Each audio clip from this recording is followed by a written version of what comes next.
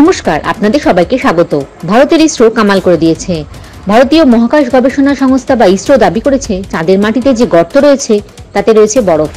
এই গবেষণাটি space application centre ISRO পরিচালনা করেছে IIT Kanpur, university of southern California, jet propulsion lab এবং আইআইটি ধানবাদের গবেষকদের সাহায্যে। ইসরো বলেছে, এই গবেষণা ভবিষ্যতে চাঁদের মাটিতে বরফ সংগ্রহ করতে ও মানুষের চাঁদে অবস্থানের ক্ষেত্রে সহায়তা করবে।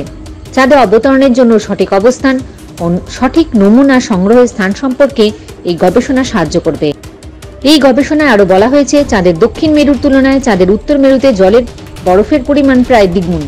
2008 সালে চন্দ্রযান প্রেরণের সময় বলা হয়েছিল চন্দ্রপৃষ্ঠে জল থাকবে।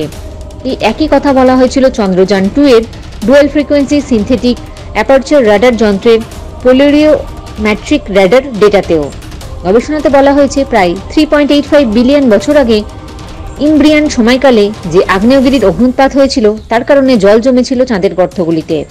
Radar, laser, optical, neutron spectrometer, ultraviolet spectrometer এবং চন্দ্রের কক্ষপথে তাপীয় রেডিওমিটারের সহায়তায় এই গবেষণা চালিয়েছিলেন গবেষকেরা। মানব সভ্যতার জন্য জলের প্রয়োজন প্রশ্নাতীত। চন্দ্রপৃষ্ঠের নিচে বরফকে খনন করে চাঁদের মানব বসতির একটি গুরুত্বপূর্ণ স্থানে পরিণত করা যেতে পারে। চাঁদের জলের সন্ধানের জন্য ড্রিলিং মেশিন প্রেরণ করতে পারে ইসরো বা অন্যান্য মহাকাশ সংস্থাগুলি। আমেরিকান স্পেস এজেন্সি নাসা বলেছে, চাঁদ সৃষ্টির সময় গলিত শিলা অর্থাৎ ম্যাগমা দিয়ে তৈরি হয়েছিল তার পৃষ্ঠ।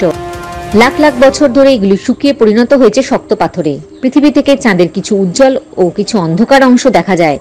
লাভা দিয়ে তৈরি হয়েছিল এই অন্ধকার অংশ, যা মারিয়া নামে পরিচিত।